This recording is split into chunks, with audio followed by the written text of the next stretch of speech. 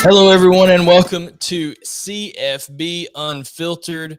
My name is Blayne Gilmer, and I'm here with Mr. Donovan White. Donovan, we have an exciting week of college football action ahead of us. Yes, we do. A lot of implications, a lot of exciting games, a lot of sneaky good games.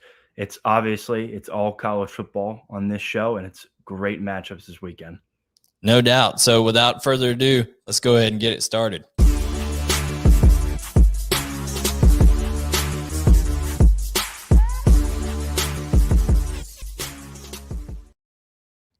Donovan, technical difficulties there as the microphone comes crashing down. Perfect. It's just excited. The mic falls on him. That's great. Hey, you never know what's going to happen when it's live. So, Donovan, when we're talking about week 4, we wanted to hit some of these headlines first. And one thing that we wanted to touch on is Miami is an absolute dumpster fire. It is horrendous what's going on in the U. There was so much talk going on, before the year. Derek King getting all these NIL deals, Manny Diaz, all of the talk of the U being back and all of those things. Rhett Lashley commanding that offense, who was just one of the most explosive offenses in the country last year. And Donnie, they just have not looked the part. You watched a lot of that Michigan State game last week. Just kind of give your thoughts on this Miami program and how disappointing this start's been. Yeah, I mean, it's a historic program, right? It's almost like USC. USC, we've talked before, they're too historic. They're too much of a blue blood to struggle, right? And Miami is in that same class, except they've been ranked the past few years, right? And so when you get dominated, you get outclassed and they were physically dominated, right, by Michigan State, who we admittedly had in the bottom tier of the Big Ten. And, I'll throw that out there now. Spartan fans, we did not see that coming. I did not see you guys being the number 20 team in the country, but they deserved it, right? I mean, Miami just looks like they're all hype, right? All noise, right? They're the image of what the U used to be, right? Before the Ohio State Buckeyes shattered that dynasty for good. No doubt. And it's not, it's something that, this Miami team they had a lot of momentum recruiting and all these other kind of things coming into the year. But with that loss to Michigan State, there's already some recruits that I cover and talk to over at Rivals that are starting to think, have second thoughts on things. Also some with Florida State so the blue bloods there in the Sunshine State are off to a rough start. So that's headline number 1 that we wanted to talk about is just where Miami and the struggles that they're having. Secondly, Donovan, I wanted to talk to you about up in Big Ten country. Northwestern gets a $480 million gift from the Shirley family up in the Northwestern area over there, and it is going to be a donation to their program to renovate their stadium. That shows there's a lot of belief and excitement in Pat Fitzgerald and what he's doing there in the Big Ten. Just kind of talk about that real quick before we get into our playoff matchups here. Yeah, I mean, he's a former player at Northwestern, right? He loves that team. He loves that culture, right? And he built it. He built it probably the way that he always thought as a player that it should be, right? And you can tell the guys have bought it. It doesn't matter if Northwestern has a down year, right? We've seen them go from, a 8-4 team, right, all the way back to 3-9 team. And yet it doesn't seem to affect them year in and year out. That is a testament to what he's built at Northwestern and why they're getting, almost $500 million. Yeah, it's a crazy amount of that. It's a team that, they've been to a couple of Rose Bowls under him. They were in the Big Ten championship last year. So they're investing. So one thing that you see in the SEC, right, that people say it just means more, all that kind of stuff, that slogan, well, a lot of it is because people put their money where their mouth is, and these programs get a lot of financial support. So a program like Northwestern getting that, and Pat Fitzgerald has really pushed for that kind of support, and that is huge. And lastly, our last thing that we wanted to talk about here in our headline section, Donovan, is the fact that Alabama has been rough on defense when it comes to stopping the run against Florida. They gave up 254 yards rushing. So my question to you is, do you feel that the Alabama defense is that bad, or do you feel that the Florida offense and that offensive line under Dan Mullen, that option attack that they have, is that good? Listen, it's tough because you see some injuries right from the star players at Alabama, right, especially in their linebacking core. But Florida's offensive line, right, they right now have the second most rushing yards in the nation, only 2 yards behind Michigan, right? And we'll get to them in a little bit.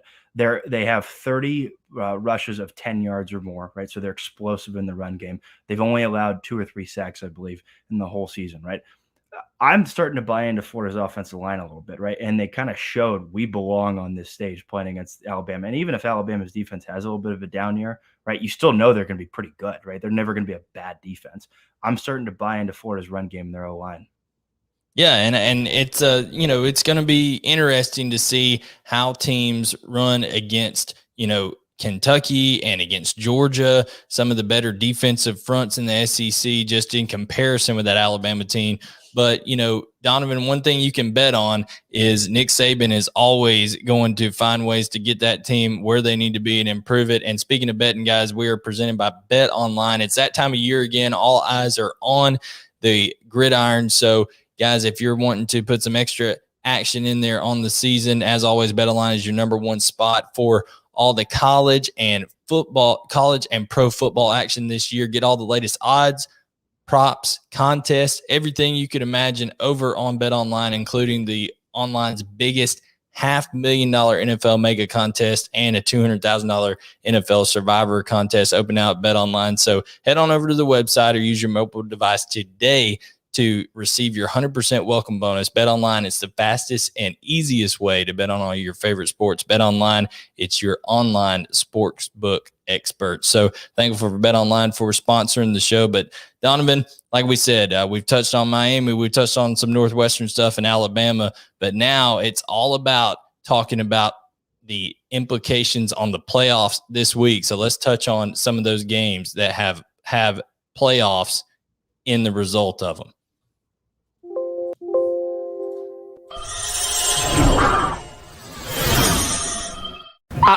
Playoffs? Don't talk about it. Playoffs? You kidding me? Playoffs? So right off the bat, Donovan, we have Notre Dame versus Wisconsin. So you've got the Fighting Irish heading on over to Camp Randall, taking them on, and we've got Jack Cohn in a revenge game. So we'll see, how Jack Cohn's able to handle his emotions, come back and play in Wisconsin. But how do you see this matchup right off the bat? You've got a team that has kind of survived and advanced the first 3 weeks in Notre Dame versus a Wisconsin team that really has played better than their record would indicate. Yeah, we kind of learned a little bit more about Wisconsin from the Penn State-Auburn game, right? Penn State, I thought it was a hell of a game, right? But they played a great game against Auburn, and we kind of learned, Wisconsin only scored 10 points, right? But it's kind of a testament to them that they held Penn State to 16 points, right? Notre Dame's a team, their offensive line, right? Their kind of run game and O-line is not living up to the typical Fighting Irish standard, right? They gave up 6 sacks against Toledo, right? Wisconsin's player personnel in their front seven is going to be better than that. They're going to be better than Purdue. They're going to be better than Florida State. So Notre Dame, while they, like you said, they survived, and they survived against teams that either aren't, talented teams compared to them. No offense to Toledo, right? Or teams that are just not good, right? Florida State's a bad football team. Purdue, they could win 4 or 5 games. They're a bad football team. It's going to be interesting to see if Wisconsin catches them this weekend. Absolutely. And when you talk about the game here, you've got really 2 offenses that have struggled to really get things going in terms of being explosive, right? You have a Wisconsin offense that they haven't really, they're 4.4 yards per air yards per attempt. So that means the ball's traveling an average of 4.4 yards on the passes from Graham Mertz. So it's just not a very push it down the field, explosive type offense. Notre Dame has Kyle Hamilton on the back end who's playing unbelievable. But, other than that, the Notre Dame defense is allowing 4.3 yards per carry. That plays right into Paul Chryst and Wisconsin's philosophy of being able to run the ball first, then go over top of the play action. If you've got a Wisconsin offense that is able to run at 4 yards a clip, they will just beat Notre Dame by death by 1,000 cuts. I mean, I feel bad that Kyle Hamilton almost has to play on a team that I just don't feel is up to par as I do about Notre Dame. I think they've proven to be kind of fraudulent the first 3 weeks. They've barely got by, but when you talk about this game, how concerned are you about Notre Dame's defensive front and allowing that many yards per carry against a physical, always physical offensive front of Wisconsin? Yeah, I mean, they gave up 38 points against Florida State, right? And Wisconsin, we know what they are, right? And Wisconsin is just as eager to prove the doubters wrong as Notre Dame is, right? Notre Dame, I'm positive the players are out here listening, to us, or not, maybe not to us, but to the pundits saying, that you guys are overrated, you're overhyped, you're Notre Dame, just like the past, because this time you won't make the playoffs to get embarrassed, right? Wisconsin's hearing the same thing. They're hearing, disappointment right in the first game. They're not the Big Ten contender like we thought they were going to be. Iowa took their place. I'm telling you, I think Wisconsin is not necessarily due for a breakout game, right? But they can kind of get back on track of finishing closer to that, number 10, number 11 kind of finish towards the end of the season, finishing out the season strong. So I'm looking for their O-line and their offense to kind of bounce back and gash Notre Dame a little bit. Yeah, I mean, that Graham Mertz wants to have that performance, right? He wants to come out and play, and then of course Jack Cohn is gonna want to perform here. So like I said, how does he handle those emotions? I know he's played a lot of football, he's been around, but how does he handle those emotions? Does he try to do too much and maybe put that Notre Dame team in a bad situation? Wisconsin had 174 rushing yards versus a good Penn State defense that only allowed 182 to Auburn, which is one of the best rushing attacks in the country. So kind of when it comes down to it, Donovan, who do you like in this matchup now that we've kind of dissected it a little bit between Notre Dame and Wisconsin? I don't think it's going to be a blowout by any means. I think this game's going to be pretty good to the end. I'm going to go Wisconsin 24, Notre Dame 20. It's going to be a close game, kind of a classic, almost Big Ten football, calling Notre Dame athletic director. That's it. Yeah, maybe Notre Dame will get the hint of where they truly belong, right? I mean, I know they were in the ACC for a year there, but I think everybody would like to see Notre Dame eventually become a member of the Big Ten. But I tend to agree with you. I think that this game is going to be one that is obviously one in the trenches. It's going to be a physical battle. It's going to be played at the pace that Wisconsin wants it to be played. And right now Wisconsin's a 6.5 point favorite at home. I like that margin. I think they'll end up covering, and I'm going to say they win this one 28-21. So give me the Badgers at home. Jump around. It's all going to be rocking there up in Madison, Wisconsin. So that's our first playoff implication game. The next one we have is Texas A&M versus Arkansas. I am really excited to see this matchup because, Donnie Mac, when you talk about two physical units right here, you've got Texas A&M's defense, which returns 9 starters and is just a, bloodthirsty, just attacking Mike Elko defense versus Sam Pittman's, 5 studs, which we'll talk about that because there's 2 of them that may be injured, but 5 returning starters normally when nobody's injured on that Arkansas offense, and they're rushing the ball for 282 yards a game. So that is, they say styles make fights, Donnie Mac. I'm excited to see what happens here. Yeah, isn't it a little weird to say we're excited for Arkansas to play a game? Doesn't that just feel kind of weird? As a Big Ten fan, I'd be like saying I'm excited to see Rutgers play, highest. It just kind of sounds weird. But listen, Arkansas is Darren McFadden playing this weekend? Yeah. What's going on? Listen, Arkansas is doing everything right. I mean, you can see it in their fan base, right? You can see it in the team. They're doing everything right. The offensive line injuries are worrying me a little bit, right? If those 2 guys, Stromberg and Wagner, can't go, I was reading that they're shifting around the offensive line a little bit. That is a dangerous game to play against this Texas A&M front. You can't have too much. And again, this offensive line, it embodies their culture, right? They are tough. They're not going to be, threatened or caught off guard by anything crazy. But that being said, when you shift, lineups and you shift major pieces to your offense, right, it can cause problems. And against an angry, aggressive Texas A&M defense, I worry just a little bit. Yeah, we've got James Leal here on YouTube. One of the commenters, he's asking Arkansas +7 versus Texas. Texas A&M. Should I take Texas A&M +7? I feel confident that Arkansas will cover 7 points. I feel like honestly, I don't think the line.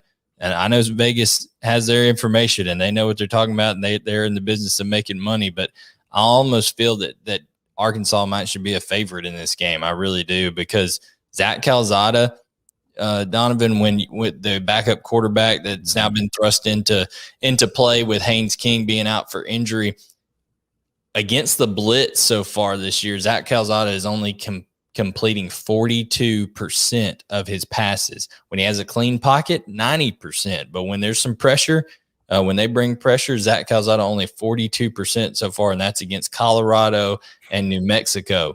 When you have defensive linemen like Trey Williams and Zach Williams coming for Arkansas, Trey Williams is a transfer from Missouri that was highly productive, has been around in the SEC, and now has come over for that Sam Pittman team. That's going to be a big impact on this game, and I just don't know if I trust this Texas A&M offense right now going into this matchup. Yeah, I mean, 2 wide receivers out, Jones and Chapman. It doesn't help when you've got that quarterback who's struggling in those high-pressure situations. I don't know. I'm with you on the +7 line. Again, Vegas knows how to steal people's money, like it's stealing candy from kids. That being said, this game, it should feel more like an even game, especially the way A&M, like you mentioned, is becoming playing this year, even when they were healthy. I mean, I don't know. Again, I was riding the train of A&M's a little overrated from the jump, but we'll see. Yeah, and another thing is Anais Smith could be out. I mean, he had a concussion last week.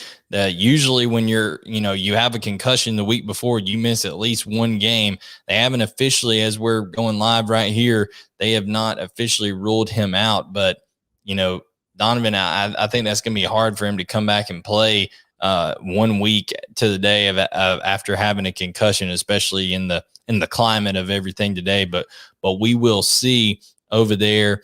And, I think it is big with Arkansas having the offensive lineman out in Stromberg and Dalton Wagner. Ricky Stromberg was their center, but, we'll see. I still think Arkansas is going to have to be able to establish the run, try to get A&M to put more guys in the box and get some one-on-one matchups with Traylon Burks out there on the outside, who I consider to be, if not the best, one of the best receivers in the SEC.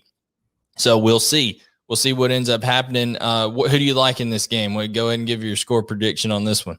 I'm going to say the Aggies go down, and I'm going to say Arkansas 21, Texas A&M 13. Nice low-scoring game, right? These two defenses are going to battle it out.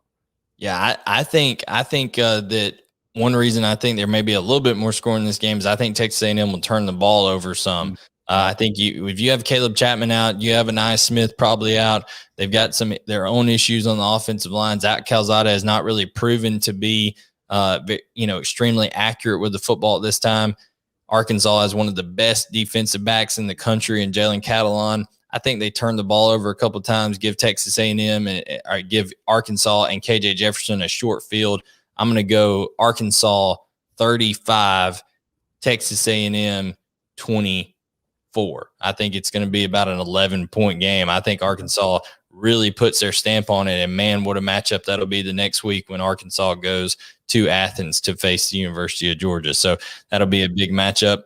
Our next one that has playoff implications, yes, I'm saying playoff implications. There's 2 undefeated teams, Rutgers and Michigan, that are facing each other. And the reason I say Michigan and playoffs, guys, is because this Michigan rushing attack is something that Jim Harbaugh is committing to. I mean, it is not a flash in the pan thing. They are absolutely committing to running the ball, and they're doing so at a alarmingly high rate.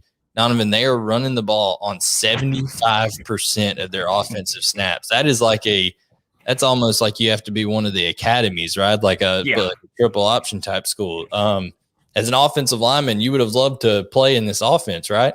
You do. I mean, I read just somewhere in the NFL, the shift at least, right? There's so much of a passing attack, and it's tough on a lineman, right?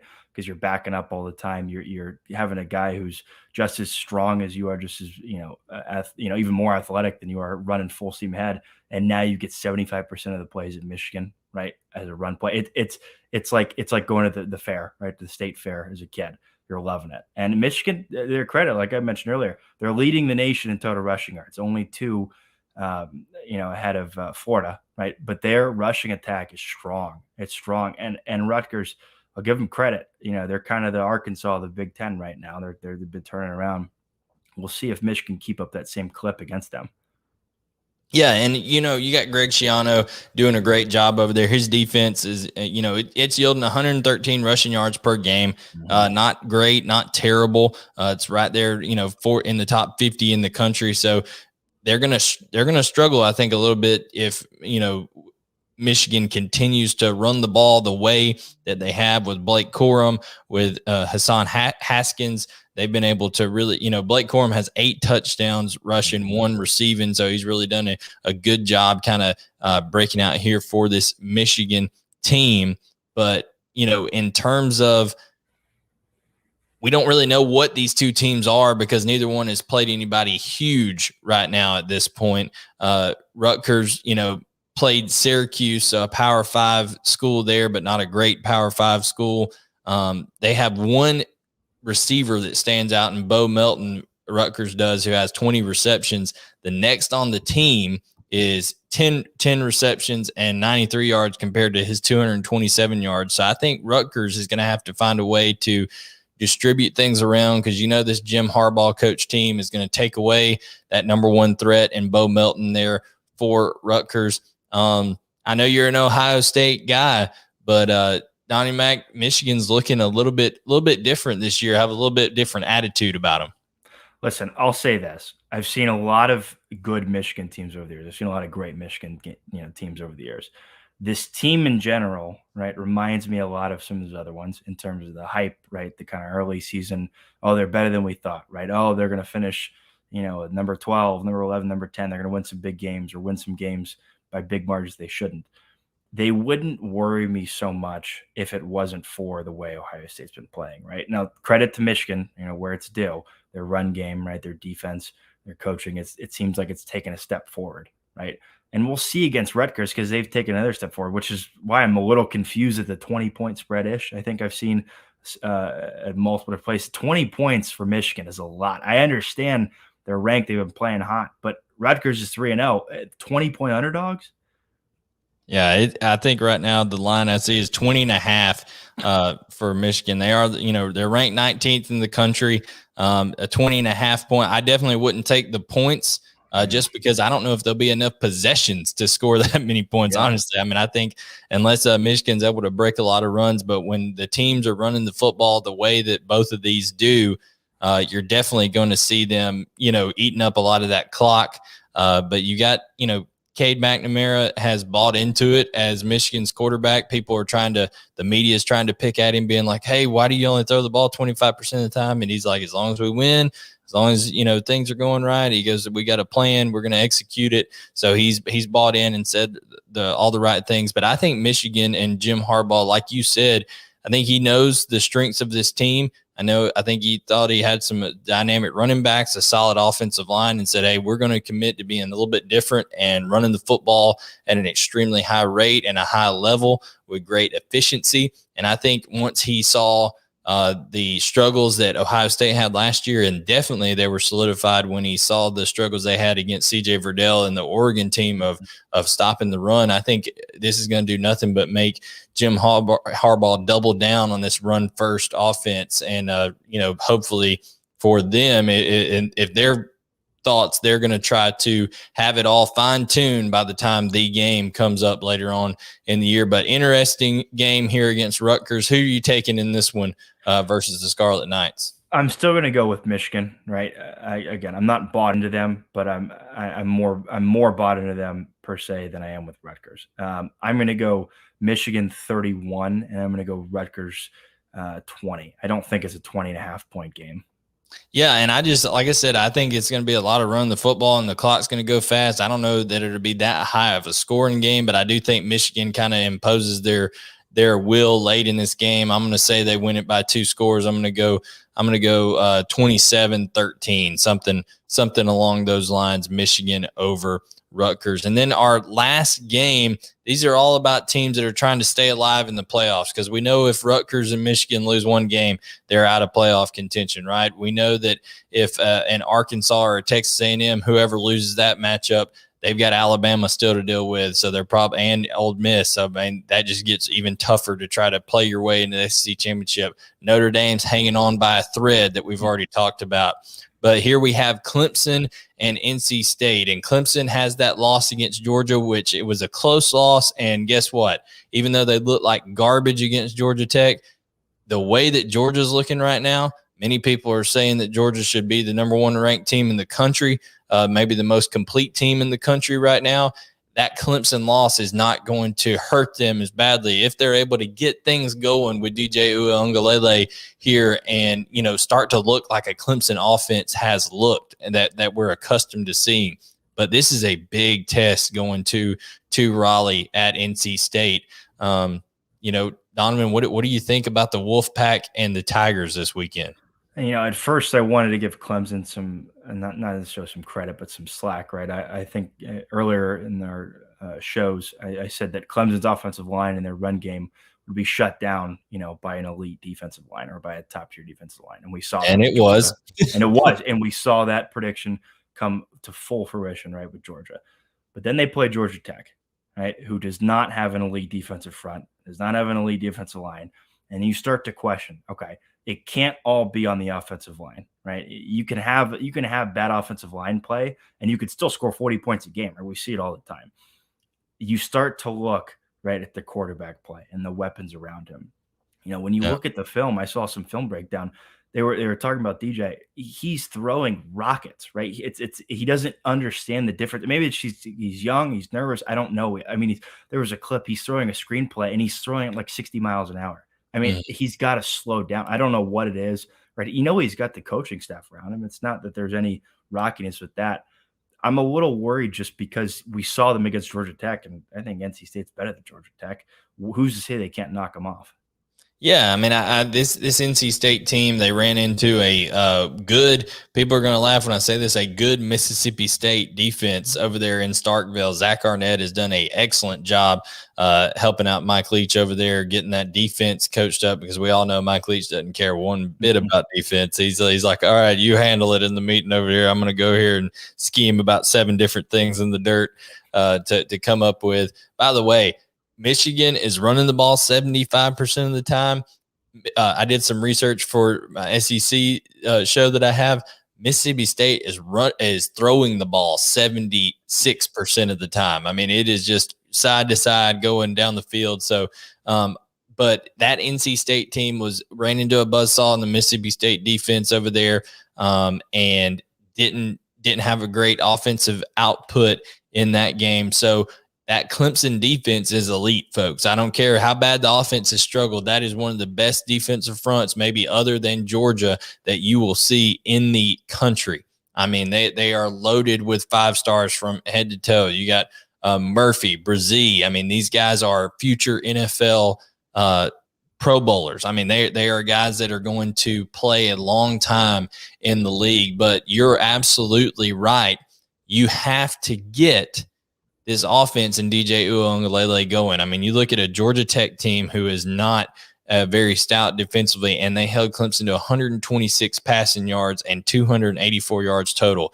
When is the last time you remember, other than that Georgia game, a Clemson team not eclipsing 300 total yards in a game? I mean, that is crazy. But another point I wanted to make is I think it may shine light on just how good Deshaun Watson and Trevor Lawrence were there, and how spoiled Clemson fans were over the last few years. Yeah, I mean, they were using their legs, right?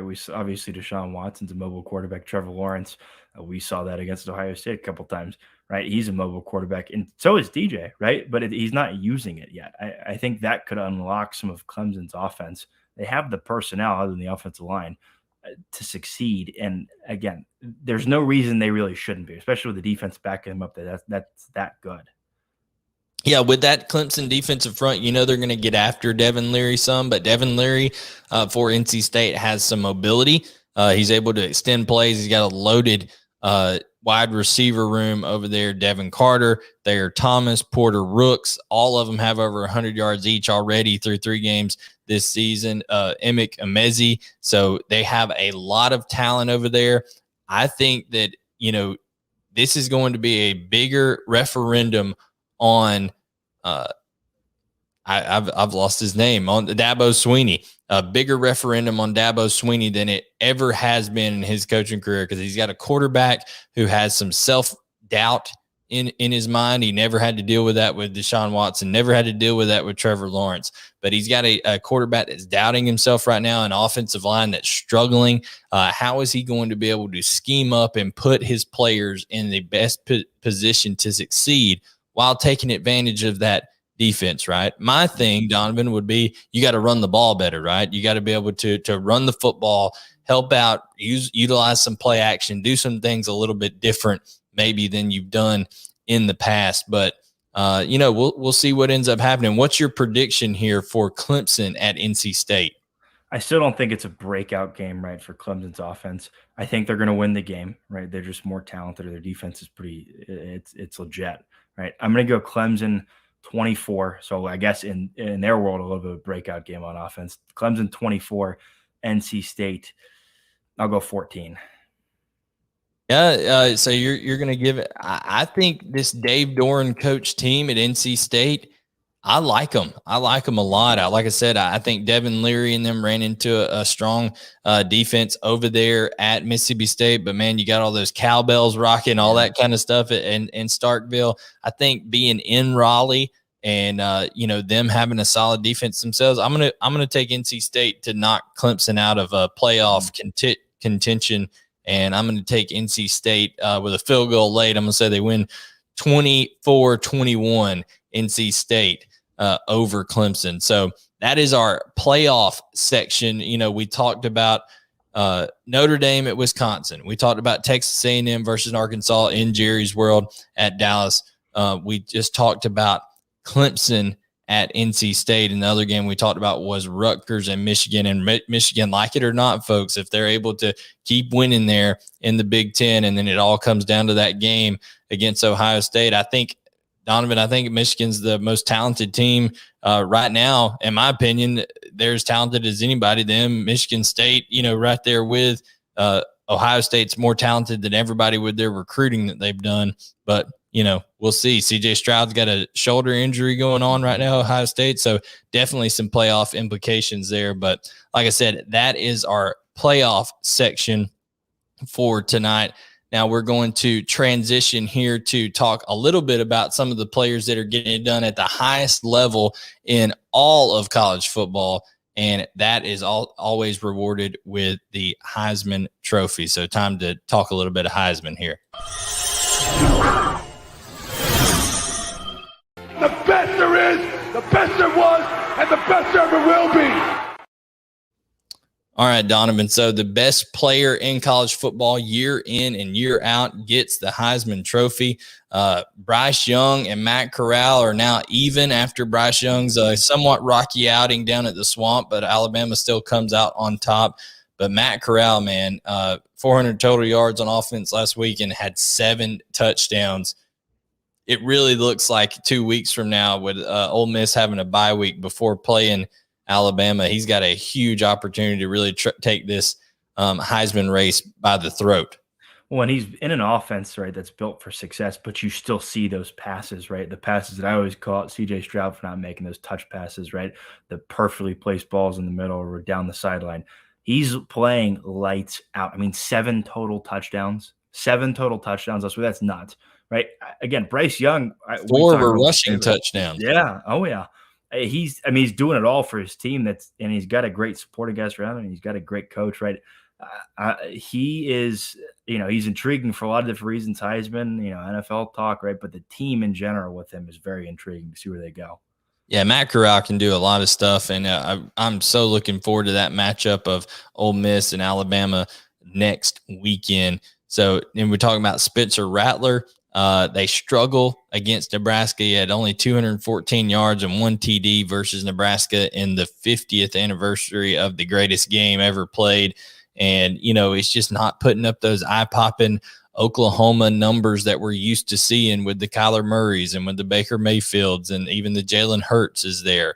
So my question is, I just wonder how long, forget the Heisman talk, I wonder how long before Caleb Williams asserts himself as maybe being the starter there at Oklahoma, because I just don't know how many more outings that Lincoln Riley and them can survive with that offense sputtering a little bit. And then Donovan, I want to talk about your guy, Travion Henderson. He's putting up some big numbers, but they need every one of them. Ohio State does with how they're playing defense. Yeah, listen, if you made me pick 5 Heisman finalists today, obviously I'm not going to put Henderson in there. His name is on there because you see kind of where this Ohio State team could go, right? Especially if Stroud is either not healthy or not the starter anymore, right? If going forward to see what happens this weekend, they're going to rely on their run game a lot with an offensive line that is pretty dominant, right? We saw Thayer Munford go down to left guard, but Matt Jones is going to step right back up. Travion Henderson is going to have more opportunities in more games, not necessarily like he did against Tulsa with 280 yards, but he's a guy, he's number 1 running back coming out of his class. He's a true freshman. He stepped up and he's adjusted to college life pretty quick. There's no doubt. And I mean, there's also other guys out here that you want to point out, like, a player that I think deserves some recognition so far throughout this year is Jake Haener at Fresno State. I mean, his team's not going to be in a position to win some of the more high profile games, but they lost to 7 at Oregon, and they beat a UCLA team last week in legendary fashion. Jake Haener, you've seen the NFL films deal where Matt Stafford comes out and popped his shoulder out, says, I can go back in and throw. Well, Jake Haener, hip was killing him. He makes 2 back shoulder throws to sink the Bruins over there in the Pac-12, and really just other than Oregon in the Pac-12, man, you talk about playoffs, that there's no hope out there unless Oregon. So all the Pac-12 fans better hope that Oregon runs the table to have a chance. But just wanted to throw his name out there. He's the type of guy that I think could do it. But I think that those 2 SEC quarterbacks, Matt Corral and Bryce Young, really have a upper hand right now when you're talking about it. Who knows if Emory Jones runs the table like and from here on out, if he's able to defeat a Georgia or he's able to do things like that and have the kind of performance that he had last week against Alabama, maybe he could get into this race. But I agree with you. Bryce Young and Matt Corral are guys that we're going to focus on here at the Heisman Talk section of our show. And now it's time to get to the Big 3. Each week we bring you on the Big 3 categories of 3 observations that we've made on that week of college football action. So here's the Big 3 for week 4 of college football. Big 3.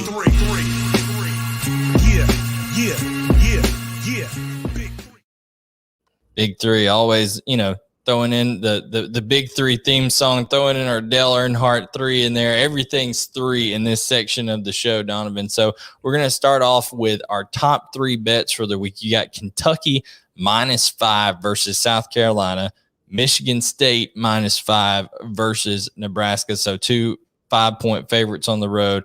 And then Louisville -1.5 versus Florida State. How is anybody only a 1.5-point favorite? So definitely lock me in for that one. But what catches your eye on the Kentucky 5-point favorite at South Carolina and the Michigan State 5-point at Nebraska? Well, I don't understand how Kentucky's only a 5. I don't understand how either one of those teams are only 5-point favorites, right? Especially what we've seen out of them the past few weeks. Starting with Kentucky, they might have the best offensive line in the SEC. I mean, honestly, we're going to see how this season plays out. But Kentucky, I'll give them credit. I wasn't crazy on them. I think they'd be, bottom barrel of the SEC, but I thought they'd be, 7-5 after they lost a bunch on defense. I like them a lot, right? And there's nothing, what is there to like about South Carolina that would think that they're a 5-point underdog? I mean, I don't get it. And then with Nebraska, I get they played Oklahoma close. That's fantastic. That's more of a testament to Oklahoma at this point, honestly. Nebraska's a bad football team, right? Martinez, maybe he outdueled Spencer Rattler. That's great. They're a bad football team. I don't know if they're playing for Scott Frost's job, what they're doing. But again, Michigan State just dominated Miami, who isn't the Miami we thought, right? But they're still not a bad team, right? I don't understand the lines on these two games at all. Absolutely, I agree. So that is the top 3 bets of the weekend right there in our first category of 3. Second category of our 3 categories is the top 3 matchups for week 4. We've got Ohio State, and slip there. Iowa State's offensive line versus Baylor's defensive line, Tennessee's front 7 versus Florida's run game, and West Virginia's defense versus Spencer Rattler. You're an offensive line, by trade and at heart, Donnie Mac. So Baylor, their defensive front trying to take on these Iowa State offensive linemen. We really thought Iowa State would be able to kind of impose their will and run the football better against Iowa a couple of weeks ago. It just didn't really happen. So how do you think they fare against Baylor's defensive front?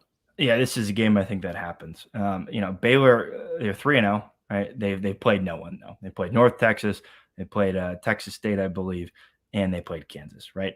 Their defensive line, and this is not an incorrect stat. There's not a single member on their defensive line that has a sack, right? And I read somewhere it was either the D coordinator or one of the linebackers said, we don't care about the stats of the D line there. That's the game plan. It doesn't matter what your game plan is. If your game plan, is run more of a 3-4 and, the linebacker shuttle, but that's great. But you're playing those 3 putrid teams and you don't get a sack. You don't get many tackles. You don't get TFLs. This is a game I think Iowa State's, deep, seasoned offensive line can break out and kind of give them the jolt that Iowa State's offense is needed, after scoring only 16 against Northern Iowa and not much against Iowa.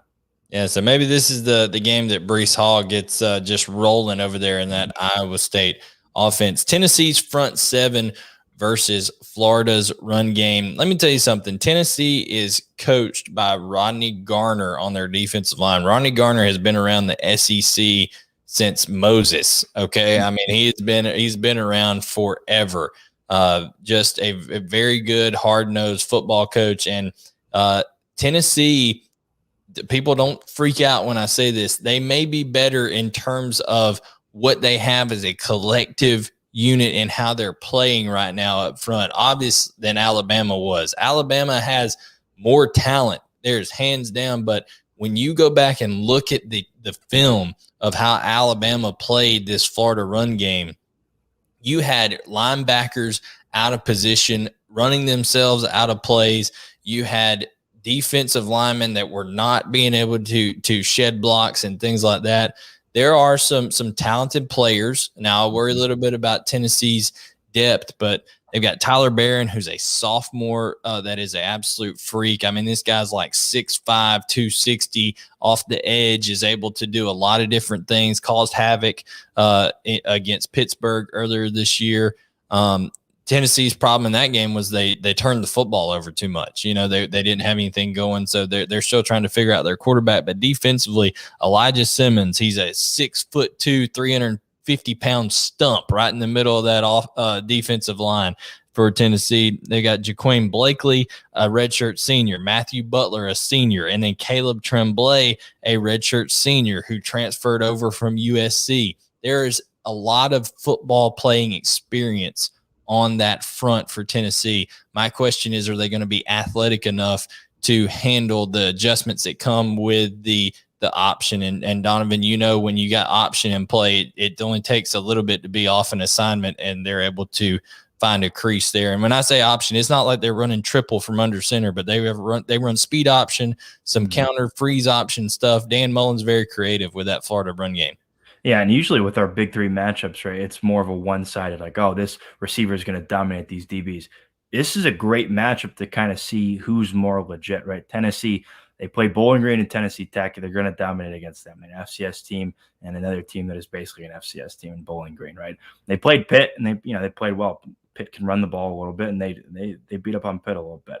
And Florida, so Tennessee has proven themselves against lesser competition, right? So they're still, actively trying to prove themselves a little bit. Florida, their run game has proved themselves against Bama, but like you said, you can go back and watch the tape. It was missed assignments. It was just weird plays, right? Just plays that didn't make any sense from a Nick Saban-led defense.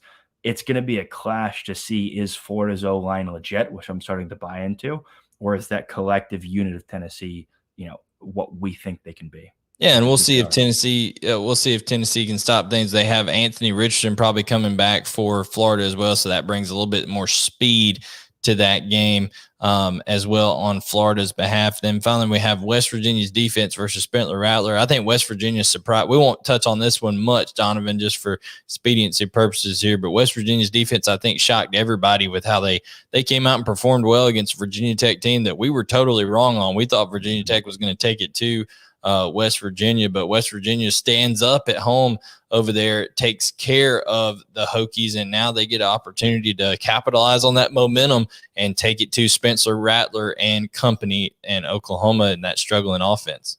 Yeah, West Virginia right now, they've got the number one opponent red zone conversion defense in the country, and they're fourth in the country in tackles for loss. Could be a perfect storm to upset Oklahoma. Who knows?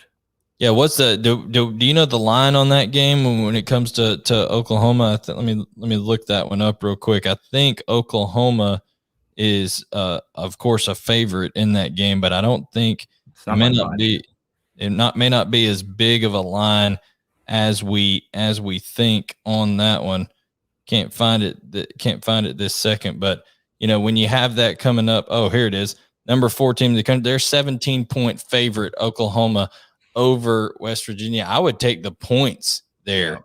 I would take West Virginia to cover that one. Is what I'm saying. I would leave the points, take West Virginia to cover that 17 points. I think West Virginia frustrates Spencer Rattler a little bit. So I like that matchup a lot. And then the top 3 storylines. This is what we think could be the top 3 storylines after this is over with. This week is over with. Arkansas for real. Are they a legit contender? And the headline could be Arkansas is for real, because I think that Arkansas is going to be able to handle a Texas A&M, and we broke it down earlier, but I think Arkansas is going to be able to handle a Texas A&M offense that is struggling right now, Donovan. The second headline is Notre Dame's perfect season spoiled in Madison. We both picked that as well. I just don't know about Notre Dame right now. It boggles my mind that Brian Kelly's able to bring the talent that he does to Notre Dame and the resource they have, and they just haven't been able to get over the hump. Yeah, it almost seems like Notre Dame losing this game or any game is college football's worst kept secret. Like everyone kind of knows it's going to happen, and it would make sense that it happens here to kick things off for them. Then the other headline would be Clemson needs answers on offense. Obviously, we differ on that one. You think that Clemson's able to win that game on the road at Raleigh. I think that Clemson's season hopes totally get dashed with Dave Doran and that NC State team over there. I think that Clemson will struggle mightily again on offense. So they're gonna have to be able to run the ball, and this is a good defensive unit for NC State. I think they held. I know Mississippi State doesn't try to run the ball a ton, but I think they held Mississippi State to 22 yards rushing in their game earlier this year. And I don't care if they're only running it a couple of times. Holding them to 22 yards is impressive in any game. So I don't know if Clemson will be able to run the ball effectively, and that's just going to put even more on DJ Uiagalelei's shoulders. And Donnie, I don't know that he's able to really handle that right now. It seems to be pressing already. Yeah, I mean, maybe it's just, as much as I hate Clemson, right? I have the feeling, like I feel like I should be waiting for Clemson. They're one of those big 3 teams. It's always there. I feel like I should be waiting for them to turn it on. So maybe those are kind of false hopes. Wouldn't shock me if they get upset it, and be delightful if they do. No doubt. So we've touched on some playoff implication games, some top 3 matchups in college football action. We've touched on the best 3 bets of the week. And guys, remember this show is brought to you by BetOnline. So take Kentucky -5, take Michigan State -5, and take Louisville -1.5 over Florida State, which I don't even know if Florida State should almost have like their ACC, membership revoked at this point. I think they should take Florida State and Vanderbilt and put them in like Power 5 land of misfit teams over there, because it's just really rough.